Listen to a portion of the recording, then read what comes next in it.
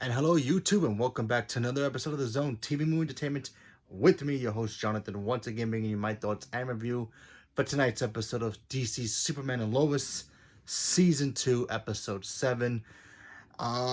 So if you have not seen this episode, big spoilers ahead because this was a very good episode, and it was directed by a fellow Marvel actor. Go figure. Directed by Elizabeth Henshaw. I probably butchered her name. I apologize. If you don't know who she is, she was an Agent of S.H.I.E.L.D., Gemma Simmons, the one and only for us Marvel Agents of S.H.I.E.L.D. fans. So, yeah, she came and directed a DC show. That's something new. So, but let's talk about this episode because there was a lot of details in this episode. A lot of cool drama. It was mostly a drama stuff. A couple action scenes here were really cool, but mostly drama stuff. And I thought she captured it really, really well. So let's talk about it. So we all know in the last episode we saw Superman. He was still refused. Not really refused, but more like kind of like was too hesitant to tell the general exactly where he was keeping Bizarro Superman because he wanted him to help him find that cult leader lady because apparently she's like the key in the other world where she was conquering it. She needed those two necklaces to come together to be able to conquer it. So Superman needed the general's help to, I guess interrogate her or something.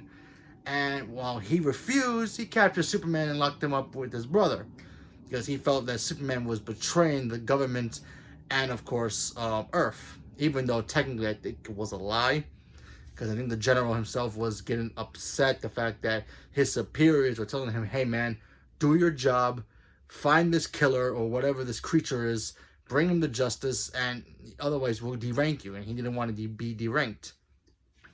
So he kind of like blames Superman. Oh yeah, Superman refuses to do this and this and that. So the government's like, all right, lock him up, see what he knows. And I think he took it too far. So we got to see the power, I guess, went to his head of him controlling Superman in a prison where it's red, with the red lights because it's basically the red sun. It emanates the red sun because that's where his planet has instead of the yellow sun. And he shared a cell with his brother. So we got to see some brotherly one-on-one contact in a way where they got to, I guess, bond a little bit. So that was pretty interesting. We also got to see a pissed off Lois Lane. Not only the fact that her husband and, Superman was locked up in a government facility. And you don't want to piss off Lois. You do not want to do that.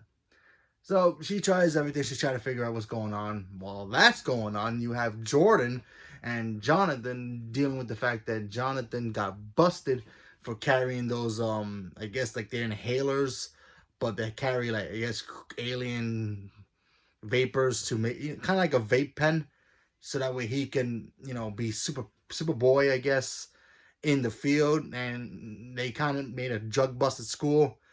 Jonathan got caught with it, and he refused to tell who he was hiding it for because his girlfriend was supplying him with the drugs, and he got busted. He got grounded, but more back to him in a minute. We also got to see Lana kind of deal with the fact that she's still struggling to, not only deal with her personal life, but also deal with the fact that she's trying to become mayor. And she's getting blackmailed by the current mayor who's trying to be reelected.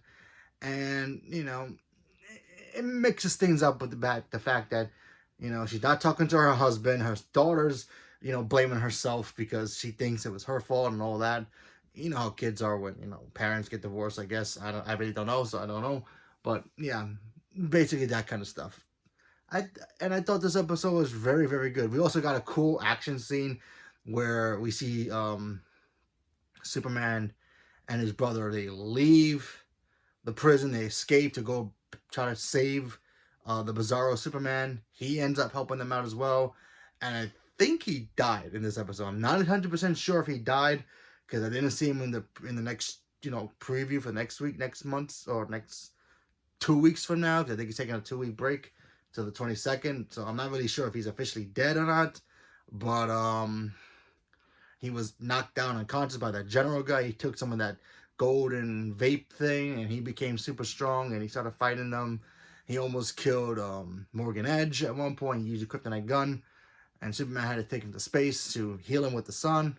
So that was pretty cool stuff. And at the end of the episode, we got to see Jonathan start to, I guess, get himself to a point where he doesn't know what to do. Should he go back to being normal Jonathan and just deal with the the consequences of being grounded and all that, or should he just, which I'm thinking he might do, just a guess. They didn't really show it here, but it's a guess where I think he might run away, continue taking that vape thing, and become an evil Superboy or Superman or whatever you want to call it for a little bit, and then eventually come back. Kind of like when Smallville, when Clark was so down and he didn't know what to do, when he either was in trouble or he did something stupid, and then he decides to run away to Metropolis with the red kryptonite ring. Kind of same situation. That's what I'm thinking.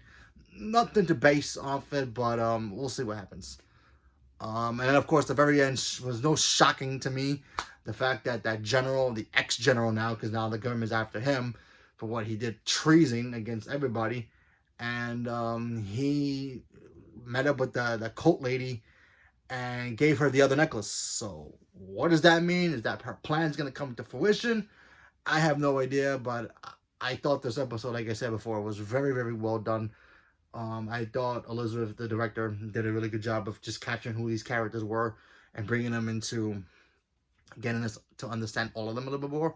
So I thought that she did a really good job. So congratulations to her in this episode. Great job. I thought the episode was great. And I'm looking forward to see more episodes in the 22nd. So leave a comment below. Let me know what you guys thought about this episode and what exactly are you looking forward to more. Are you looking forward to maybe possible Jonathan going rogue for a little bit? That cult lady doing something to the Earth? Who knows? Or do you think, what would Jordan have to do? Maybe Jordan and Jonathan will fight each other. A lot of possibilities. We have to just wait to see what happens. But should be fun. So leave a comment below. Let me know. Thank you very much. And have a good night. And don't forget, tomorrow, The Flash returns. I will be doing my Flash reviews. And, of course, tonight's Naomi. So I'll see you then. Thank you very much. And have a good night.